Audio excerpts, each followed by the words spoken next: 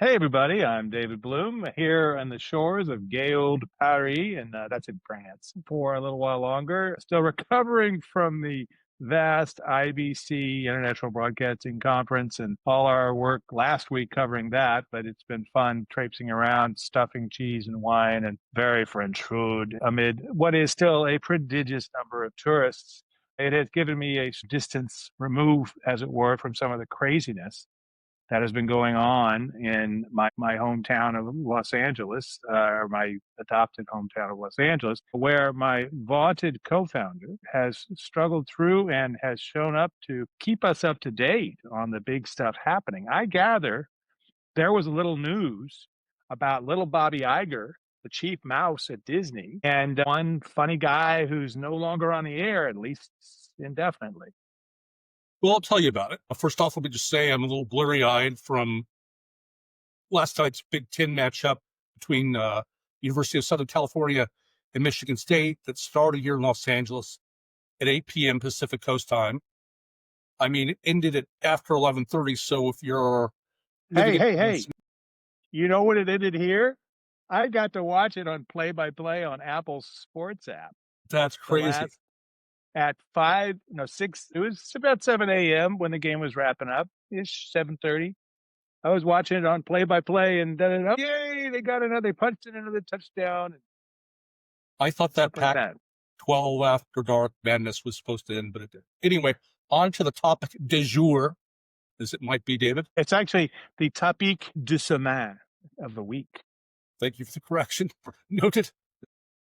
I'm sure the Disney Kimmel thing washed up on your shores. That was an all-encompassing story. Everything from the demise of late-night TV to broadcast TV to you had your mogul angled. It should Bob Iger have stood up. You've got your Trump angle, which kind of is the dominant force in all this. The sort of chumminess between late-night host Colbert and Fallon rallying around Jimmy Kimmel.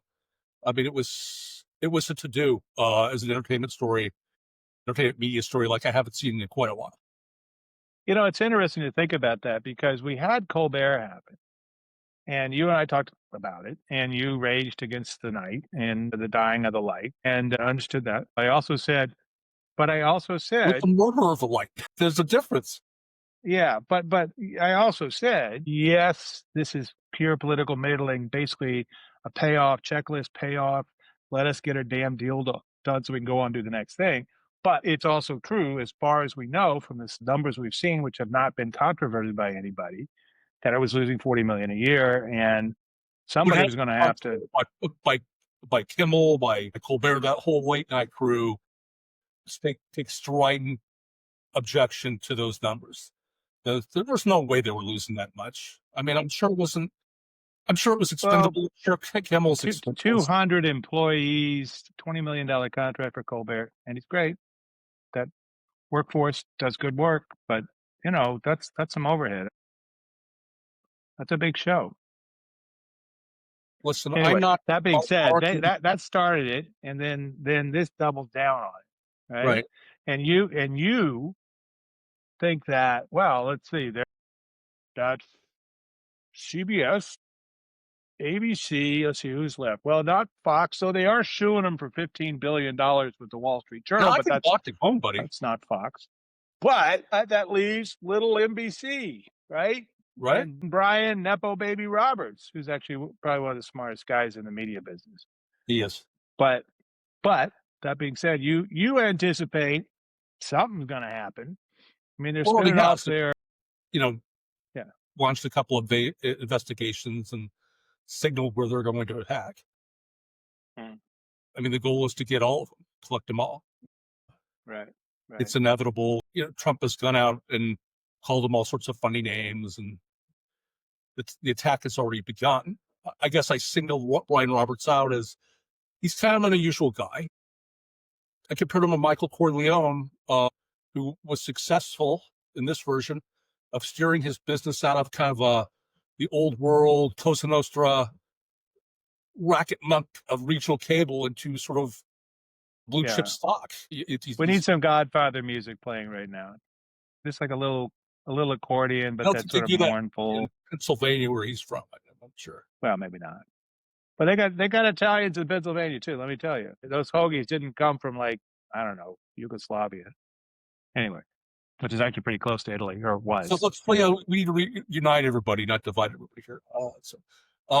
We do. Now you tell me. I'm not sure I want to be around. We've been around for a year now, and you're finally saying, we reunite everybody. See what happens when what happens when I leave town. This is it. Have a mission. Enough with that.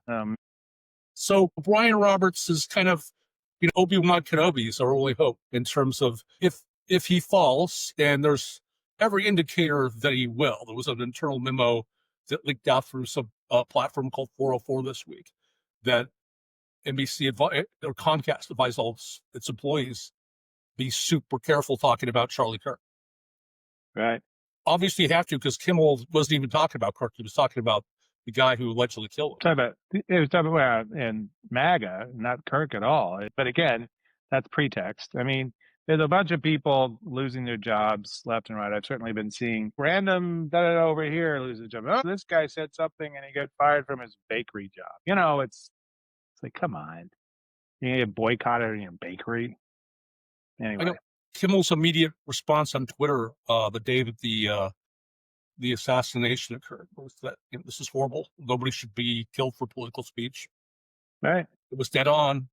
He was monologuing on a show. So to speak. It was I don't want to say it was innocuous because it was factually wrong. The accused isn't necessarily affiliated with MAGA. He's not necessarily affiliated with the left either. They don't know. He's kind of drifted, but in the effort to claim political high ground as soon as possible, both sides said, "Oh, he's your guy, and therefore he's your murderer, and therefore it's on you." And that's sort of the new game for political assassination in this weird world that we're in. Is like the faceless drones on each side try to claim, that the other guys are the ones killing everybody. And in fact, the Republicans have a longer list of bad boys on their side, and they're almost all men. But there are some on the Democratic side too. So no one's blameless, but this is a particularly useless argument or worthless argument. It's full of disingenuous hyperbole and lies, and really nobody. But you didn't anticipate that in social media, did you? It's an attempt to exploit a tragedy to move the chessboard.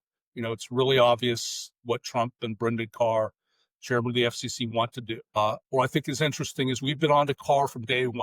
He has, through his minions, his Commissioner Nathan Symington, a Republican who left in June, and the guy they want to replace Symington, Wax. Brian Wax, I think. Five Symington and Brian. I think it's Brian Wax. But anyway, Symington and Wax. It's sort of like a musical the guy duo. they did replace Symington, Gavin Wax, who was a young MAGA activist out of New York. The only thing slowing him down is alleged violations of the Hatch Act. He's so obvious that you can't, the Hatch Act says you can't be this biased and agendaed in a policy role. I think they tried to get him in that position in early June. Heard much about it. I haven't been able to get anybody to tell me what's going on, but I suspect that they're having nomination issues with him. But the agenda, it is saying something if in this bend over Senate that they're going to say, okay, we'll let Robert F. Kennedy Jr. in. We're going to let, Kash Patel in. We're going to let Pam Bondi in. But this guy, now we're drawing a line here because he did Hatch Act stuff. He's too partisan. Right, I think they've got three of the 5 seats filled right now in the FCC commission. I think they barely have enough to do business. Yes. Right. When Carr gets that 4th member in, he's going to move on expanding FCC oversight into streaming. The viewpoint is it's unfair. The chessboard's tilted against these poor guys at Nexstar and Sinclair, which are really, it drove last week's issue. It was their decision to ban Kimmel for these awful comments that drove this whole thing. And I think the consumer boycott, the consumer leading edge, needs to be pointed at that, not so much Disney. Disney's, I don't want Bob Iger off the rope here, but I do think that's a tough decision. Your late night is expendable. He's operating a public company. I'm not saying I'm going to let the guy off, but I do think there's more leeway than these station groups, which are obviously angling for, butting up to Carr and his agenda. Well, and they're trying to make their own way. Right now they can't do the deals they want to do because they far exceed the maximum percentage share of households reached in America. But B, it is worth noting that the FCC is long past updating what's supposed to be a quadrennial review of their regulations. And while we may have our own political views or politicized views on how they want to do it, you and I have both agreed. Chris Ripley over at Sinclair kind of got a point, at least on some of this stuff. Now, extending this stuff to go after Section 230 and the Communications Act, extending this stuff to go after streaming when you really don't have a read to stand on, as terms of like, okay, the public airway is one thing, the interwebs, not so much. You say, well, we got to control. It's like, based on what? No one, you guys don't own this. There's no spectrum issues here. None of that gives you guys a right to control this stuff. And so they'll have to figure out some nexus that does not now exist and is unlikely to exist in the future. So I find it interesting that they may have those goals, but it's hard to see even this judiciary saying, oh yeah, go ahead, or this Congress for that matter, because some of those congressmen who are even on the right side of the dial are like, I don't know if we want, like, if stuff shifts, we're screwed, right? I mean, so I kind of, it's like they may want to do this. I don't know. The FCC can't do it by itself, and they can put out some rulemaking, they can put out some suggestions, but a lot of the stuff they don't get to decide by themselves. So, yeah, well, yes, they'll be doing it. But backbone so far, I'm sure. Protect right. Well, yeah, backbone in the Senate is not what we're talking about, as I said, but look, Gavin Wax, he hasn't been able to wax fantastic. Anyway, despite seemingly being greased as waxy as he is. He hasn't slipped into a seat. A giant kitchen sink, and I'll get off the subject. I'll just say this: it's affecting more than television. EchoStar this week, their CEO came out and said they were forced to sell their spectrum, their AWS 4 spectrum to Elon Musk. And he called it that, a forced pivot. He just said what it was. And this was FCC selling, you have to sell this to, so it's affecting myriad portions of American life. You were correct. The day after the election, I remember having that conversation with you. We were talking about the issue. And you said those rules do need to be modernized. I couldn't argue. You're right, but it's not that. This is obviously. Well, we're in the middle of an epic amount of overreach that every administration goes through when they win, right? No, this has stepped way past the overreach of anybody before them, and it's deeply problematic. And we will see how much even fairly doctrinaire and somewhat supportive folks on the right allow it to go, because there are still 6 or 7 institutionalists left sprinkled in the Senate, for instance, for at least another 6 months, or actually 18 months. So we'll see how that goes. It's an interesting time. This is about as dark and complicated as it's probably going to get for a while, but I may have wanted to say that 3 months ago and I would have been wrong. So we'll see how it goes. The other interesting thing about this, we really haven't talked about, little Bobby Iger, as we now call him, Chief Mouse, is set to hand off the keys to the Disney castle no later than the end of next year, and that they're supposed to make a decision. The board is supposed to make a decision on a successor by the end of this year. And I think it's worth pondering. I'd love to hear your thoughts. They're just miles from the Magic Kingdom's headquarters, where, of course, you receive daily updates from your carrier pigeons within the House of Sleepy and Dopey about is Dana Walden in? Is she out? Jimmy Pitaro, now that he's the head of ESPN and in charge of everything, or is it Josh tomorrow? I think it's going to be the other guy, Alan Bergman. Don't think it's going to be him. He just doesn't have a big enough footprint. But like, who's it going to be?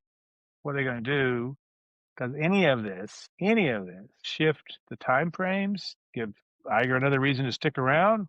Encourage him to say, I'm taking off. By the way, I just want to say this is a hell of a lesson for all those lovely, wonderful, super smart, super impressionable young journalism students at the University of Southern California School of Journalism, which is headed by Bob Iger's wife, who is a very nice, very sharp person, Willow Bay.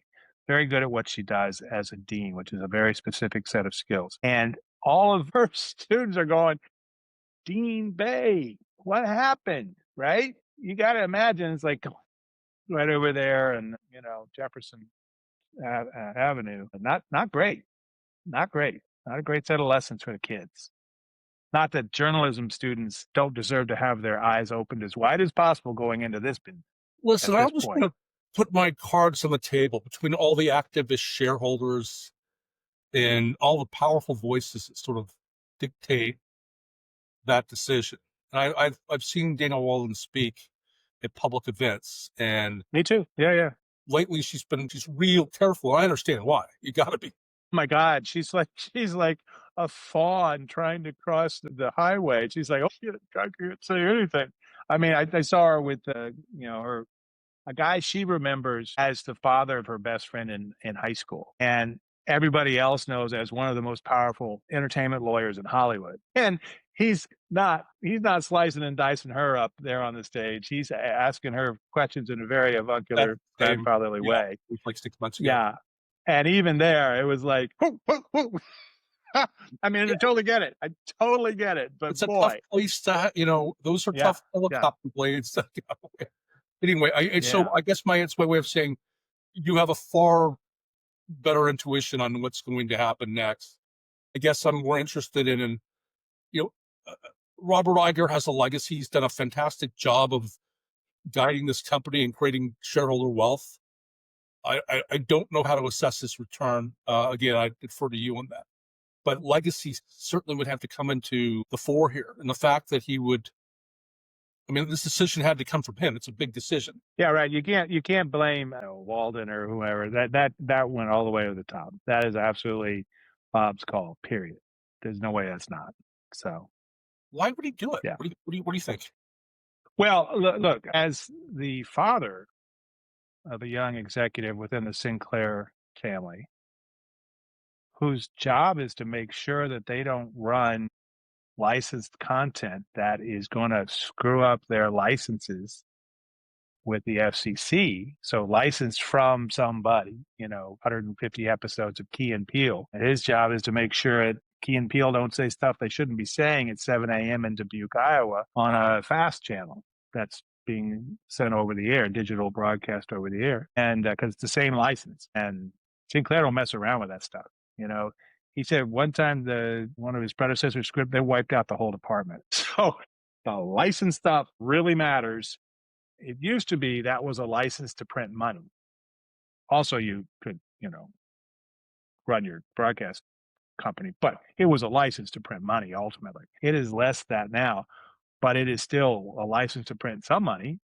And they hope that they can get big enough scale to print more money. And if they feel threatened, the other thing, there was a good point. I want to say it was in the Wall Street Journal. Kimberly Strassel, I think, had a column over the weekend, and she said, "Look, this is overreach. It's dumb on Carr's part because the community pressure." And I think she's right. I mean, she's reliably pretty right wing, but that's the Wall Street Journal opinion page. But she said the community pressure and the pressure from the two station groups would have been enough to make something happen without Carr wading in to try to say, well, we do this the easy way, or we can do it the hard way. And she's right, because whatever I thought it was a pretty innocuous thing. It was wrong, but a lot of stuff was wrong. And you don't shut everything down forever to come based on that. Take them off the air for a week. You get over it. Go run your Charlie Kirk homage. Great. Go do that. Carr's got a real kind of junior high-ish impetuous need to put himself out there on social media. And he was on a right-wing podcast when he said that, easy way, hard way, mobsters. Yeah. But I'm talking about Iger. It seems like a pretty bad misstep for him. maybe he does this. Maybe I'm wrong, and like the only way to do it is just to pull the Band-Aid off. He would know that better. It just Yeah, for I'm me. going to guess. I'm going to guess that it was him doing the easy way or the hard way too. It's like, okay, we can play this one out. We can kind of see where this is going. Just throw our cards in, deal some other stuff in, and let's just get on with the next damn thing. This isn't worth it. And you note in the column that you're already hearing that there are big shock might be places for Jimmy Kimmel in streaming because there already are ones for Jon Stewart and David Letterman, and it's a long list of folks who've gone over into the streaming universe and far from the clutches so far of B car. Well, yeah, I Perhaps got much smaller a audiences, DM but from a guy at one of the tech shops saying who taken regional sports networks over the top, saying, "Hey, give me this contact." It was a Kimmel contact from time immemorial, and I happened to have it, gave it to him, and I checked on there a few days later. Hey, how'd that go?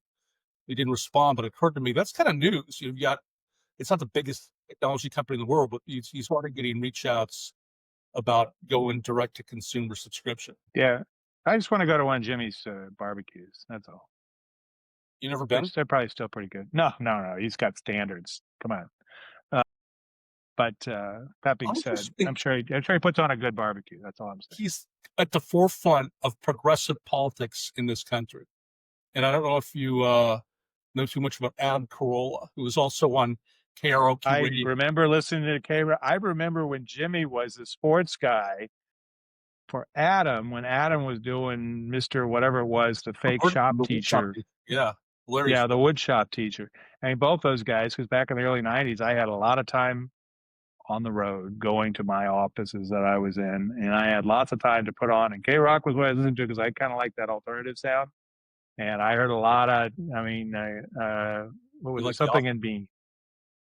What was it? It was the two longtime guys, and one of them is retired now, but Kevin and Bean. Yeah, Kevin and Bean. And so they gave these guys a shot, and they went a long way. God bless them both. So yeah, and then they did the Man Show together.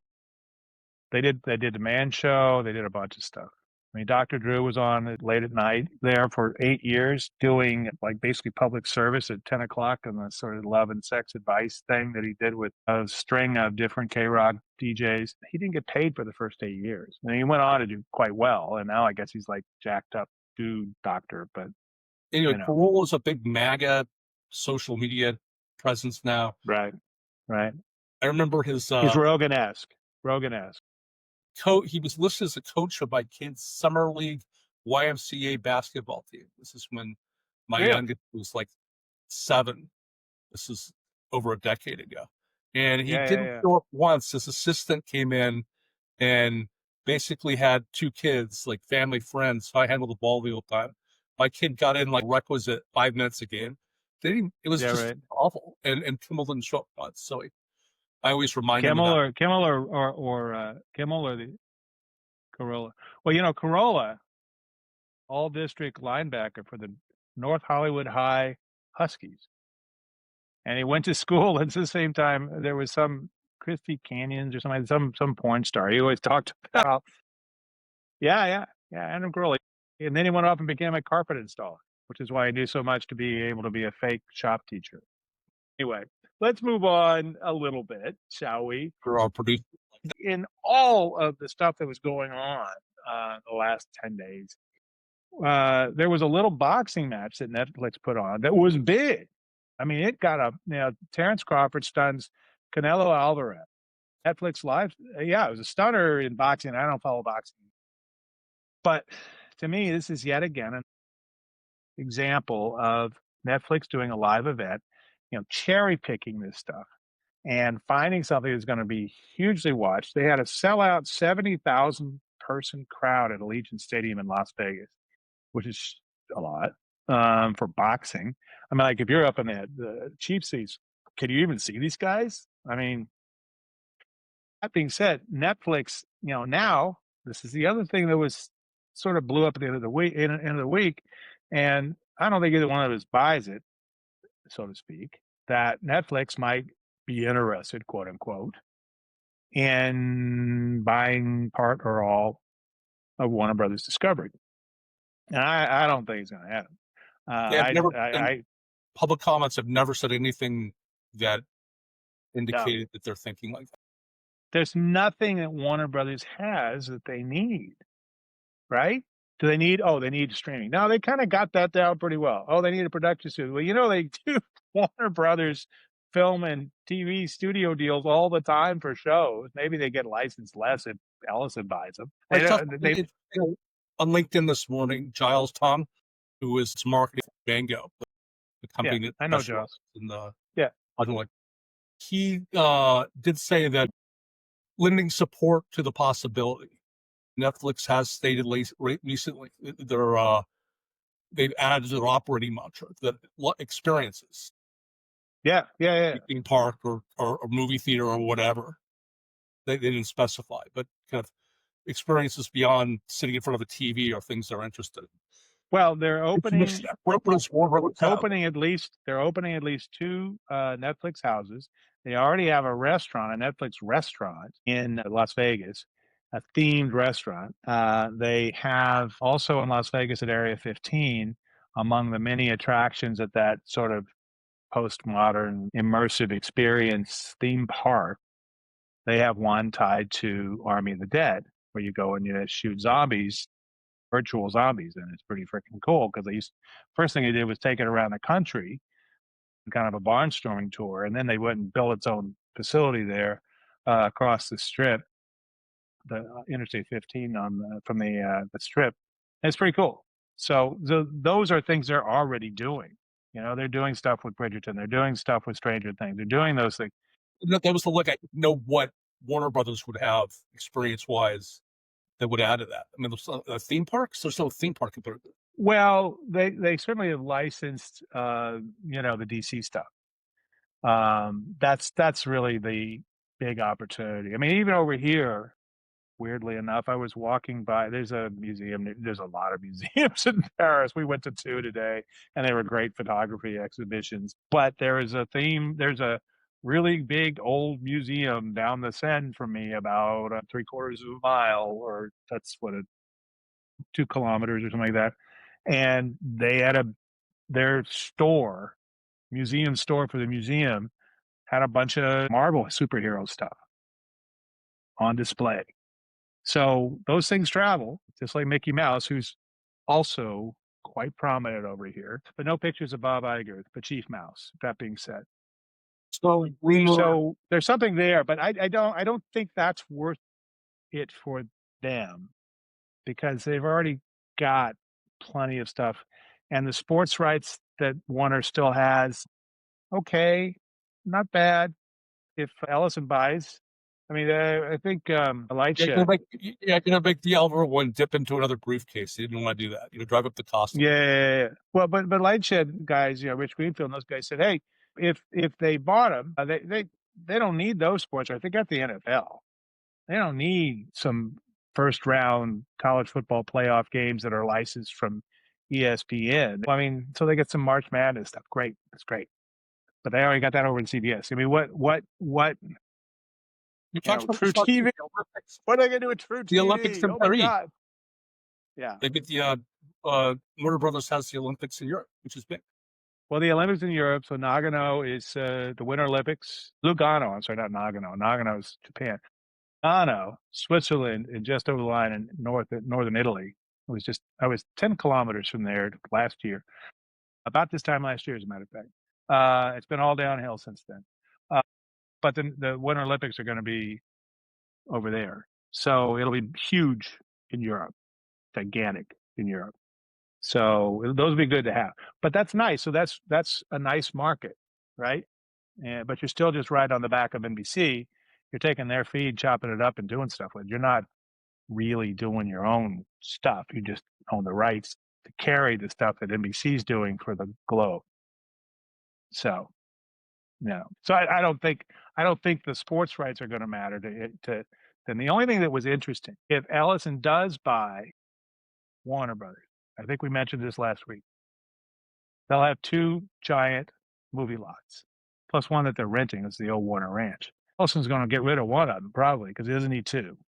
Well, maybe Netflix goes, hey, let's take that one down the street from us, 5 blocks, Paramount lot from their headquarters on Sunset Boulevard. Because they want that. They really want that. And he can take the other stuff and, over, the Warner amazing Burbank Studios lot, which is far bigger, far less penned in. He should take that. That's my guess. And he'll just sell off his surplus and they would be number one bidder by far on that one. So that's my guess. Just take it after he gets it. So, Speaking of the NFL, I don't know if you saw this, but it's up, I think, only at 5 a.m.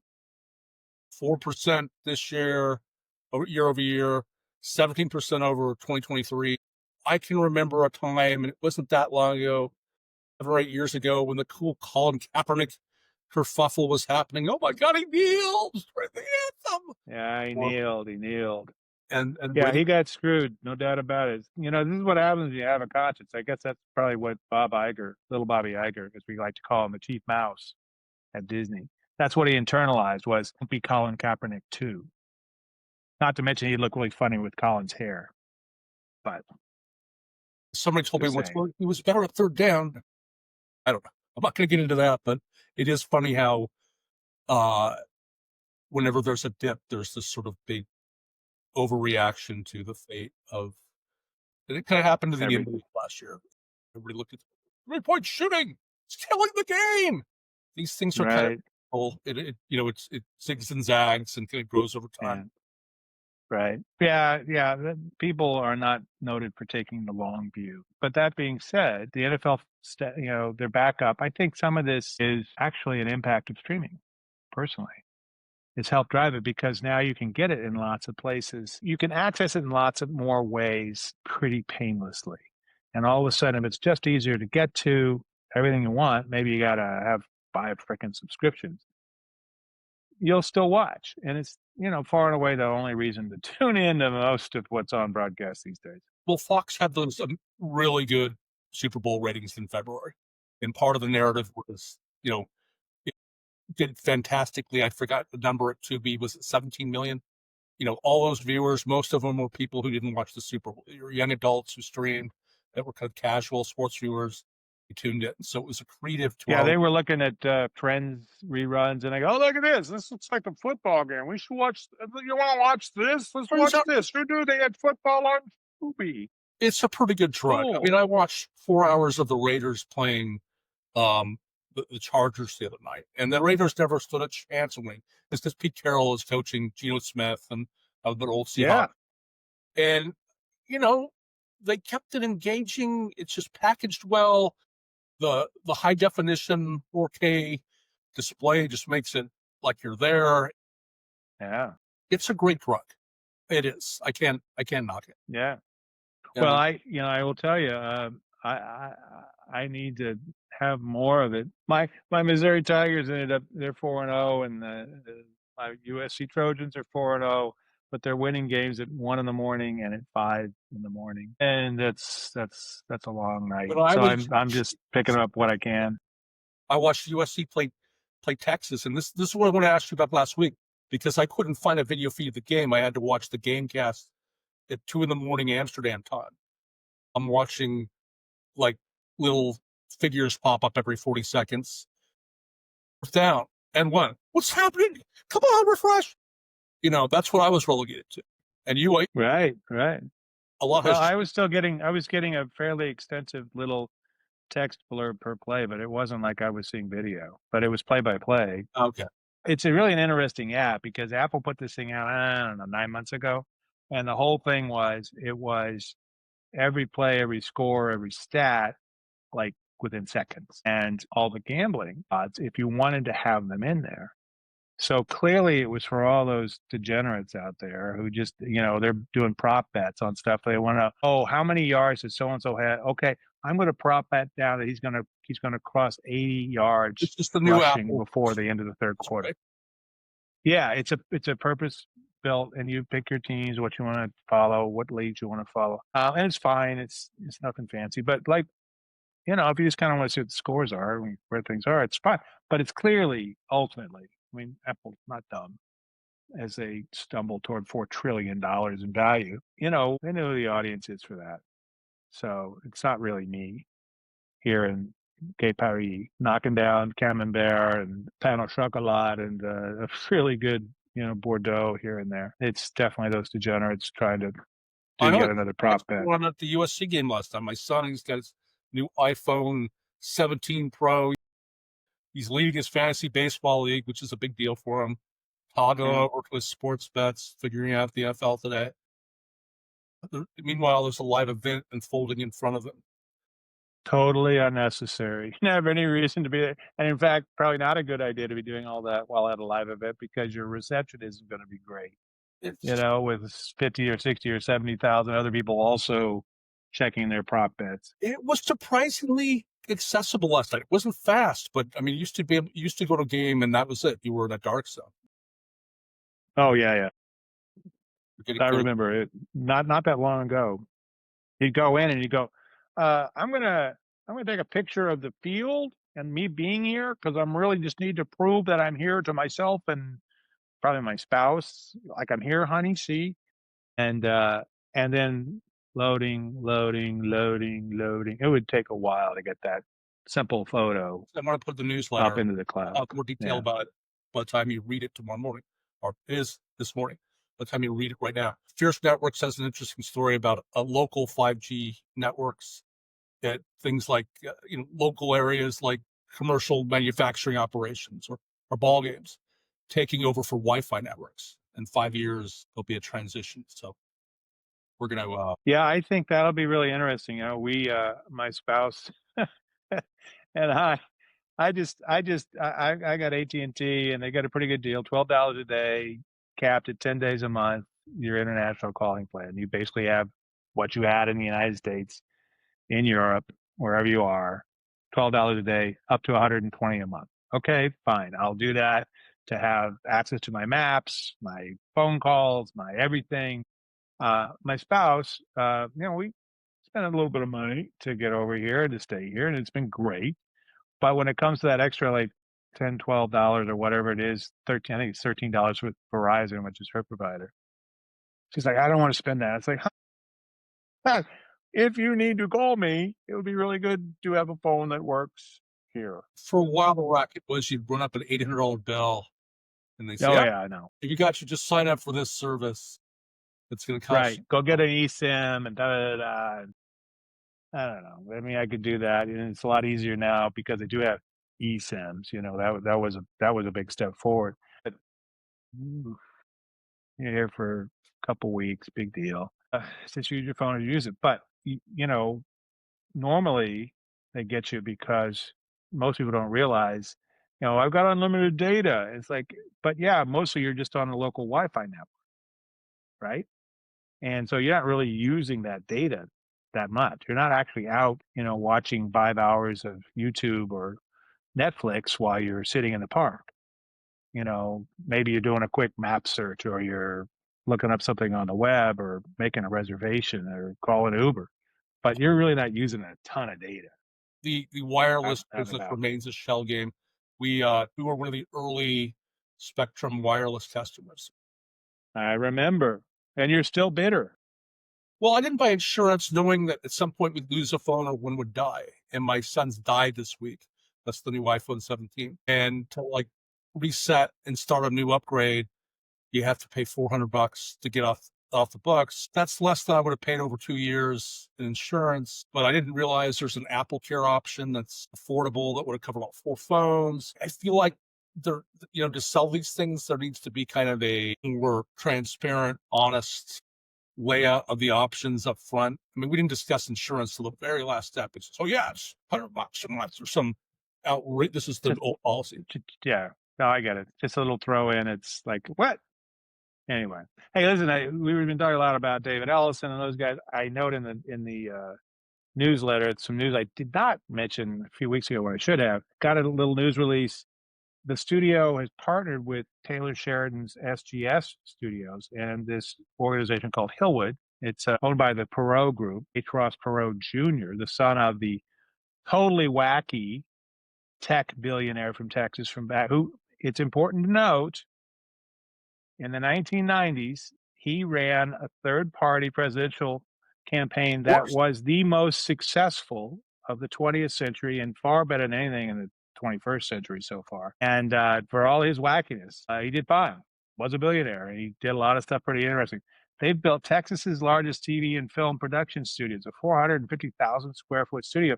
But they put out some numbers. Your favorite rage watch, Daniel, known as Landman. Landman? Yeah, it's coming. 64 days after season 1 debuted. It's coming November 16th on Paramount Plus. But they had 1,092 crew members, 92 cast members, 572. That doesn't even include Taylor Sheridan's Rent-A-Cows. God knows how many of those are involved. That show, I watched it, consumed it, got into it, then realized that its female characters are like half-dimensional. Not that I'm like... No, they're pretty fully dimensional. That's about it, though. No, it's just they're fully dimensioned, but it's like, can we have some inner rants against California going on, supporting the oil industry? Fuck you, Taylor. Sorry but now we're gonna have to put like an explicit on here. Thanks, Dan. Anyway, well, look, it's worth ranting about. And now, though, we can make fun of Billy Bob Thornton, who's huckstering. Now we really got to do the. He's doing T-Mobile. This is interesting, though. Coming back to what we talk about, he's selling T-Mobile satellite phone offering, which has been partnered with. I have those promotes, yeah. And maybe not going forward. We'll see what happens with all this EchoStar and other stuff going on. Really interesting time. Will Billy Bob be left out in the middle of nowhere with no one to call? I think it's something to watch for in season 3 of Landman. There, the money's there, the deal's there. What's there to stop it? Right. Yeah, there's it might have been the guys over at Moffett Nathanson Pitchick, I guess, who said, hey, look, you got to watch EchoStar because now EchoStar has there's some ownership stake in EchoStar by SpaceX. And all of a sudden, the only public-facing component of SpaceX, a $400 billion company, and God knows what it would be if it actually did an IPO, the only public-facing component of that is little old EchoStar, which is going to get rid of most of what it is and just be like a little front group. But we'll see where it goes. You know, it's like if you want to own a piece of SpaceX and Starlink, this is your only chance if you're not like one of those billionaire buddies of Elon Musk who's at the ketamine parties. So, something to think about. Another show that's maybe not coming, real quickly, we'll wrap this up. South Park blew through deadlines for the first time in, I think, 12 years, maybe 13. And they said, hey, sometimes when you do, apparently, this is their quote that they posted on X, apparently, when you do everything at the last minute, sometimes you don't get it done. This one's on us. We didn't get it done in time, thanks to South Park and Comedy Central for being so understanding. Tune in next week. And they promise to be back next week. And I'm happy to take the boys at their word, but I think it also may be they're sitting there looking at the shifting political sands and going, what can we get away with? And that may have slowed them down because they do things in the minute. I mean, Toyota may have pioneered just-in-time production of cars, but they didn't have to go on air with those frickin' cars. These guys are doing this stuff, and it makes it so on the nose, in the moment satire. But you got to think it's pretty tough to stick it through. And they certainly got a lot of mileage out of their last one. You know, Paramount said, we're not going to do an encore presentation on Comedy Central of the show after Kirk was killed. But they left it on, Paramount Plus, so you can watch it to your heart's content. And it's pretty funny. And the Kirk State said they had no problem with it. They thought it was funny. So it was... Well, no, Kirk himself, before he was killed, he said, good job. This is great. So, I don't know. Anyway, anything else going on there yet? I think a couple of other wireless doohickey things you wanted to talk about. No, I think we're good. I think our producer's probably going to get ready to edit out cuss words. Yeah. It's the screen.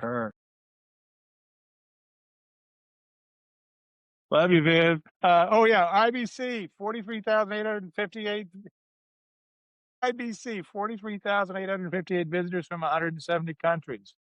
I thought it was a pretty busy show, but I think that's down a little bit. I don't know. Yeah, I was going to put that in there.